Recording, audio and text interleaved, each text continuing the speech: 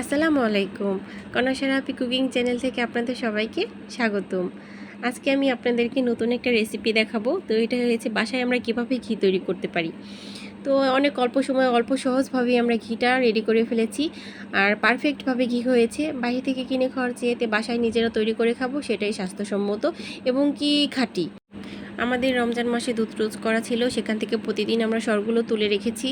তো এই সরগুলো আমরা একটা শিলপাটায় ভালো করে মিহিভাবে বেটে নিয়েছি। দেখেন কিভাবে মিহিন হয়েছে সরগুলো।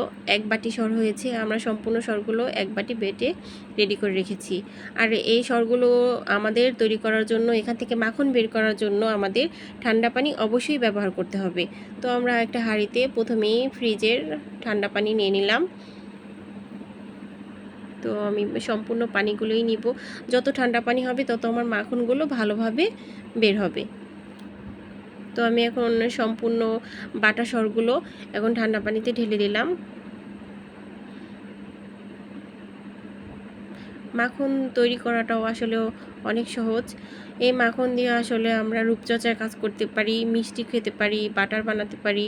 তো এখান থেকে আসলে আমরা অনেক কিছুই মাখন দিয়ে তৈরি করা যায়। তো ঘি তৈরি করতে পারি। আমি আজকে আসলে ঘি তৈরি করাটা আপনাদেরকে দেখাবো, শেয়ার করব। আর দেখেন ঠান্ডা পানিতে দেওয়ার সাথে সাথে আমার মাখনগুলো আলাদা হয়ে গেছে। আর নিচের যে ছিল সরগুলো ছিল সেগুলো আলাদা হয়ে গেছে, দুইটাই সেপারেট হয়ে গেছে।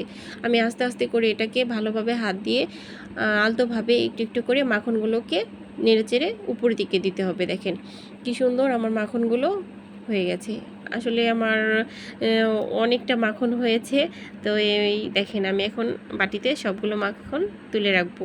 তো আমার আসলে মাখনগুলো যখন নাকি আমি হাত দিয়ে করছি, আসলে আমার অনেক খুশি লেগেছে যে বাসায় এইভাবে এতগুলো মাখন তৈরি করা যায়, আবার তা থেকে ঘি তৈরি করা যায়। তো এটা আসলে অনেক আনন্দেরই ব্যাপার যদি নিজে বাসায় তৈরি করতে পারি। তো আমি সম্পূর্ণ মাখনগুলো তুলে রাখলাম। এখন আমি যে পানিটা ছিল সেটা ফেলে দিয়েছি। এভাবে আসলে আমি 2-3 বার ঠান্ডা পানিতে মাখনগুলোকে এভাবে নেড়েচেড়ে পরিষ্কার করে নিয়েছি। এখন আমি মাখনগুলো একটা হাঁড়িতে তুলে রেখেছি। এখন আমি হালকা আঁচে তো চুলায় বসিয়ে দিলাম। এখন আস্তে আস্তে মাখনটা আমার গলে যাবে। তো আমি মাখনটা আস্তে আস্তে একটু একটু করে নাড়ছি। দেখেন আমার সম্পূর্ণ মাখনটা কি সুন্দর গলে গেছে। কিন্তু এই মাখনটা আসলে তৈরি করতে সময় লাগে। কেউ যদি তাড়াতাড়ি করতে চায় আসলে এত তাড়াতাড়ি ঘি তৈরি হয় না। তো একটু একটু একটু করে জাল দিয়ে এভাবে এরকম হচ্ছে। তো আগেই কেউ ভয় পাবেন না যে আমার তো ঘি হচ্ছে না। আসলে এটাকে ভালো করে জাল দিয়ে এটাকে ব্রাউন কালার করতে হবে।